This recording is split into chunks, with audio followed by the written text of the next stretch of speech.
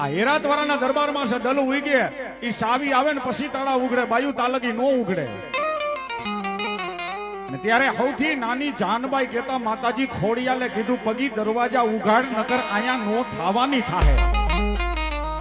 એમ કે હા.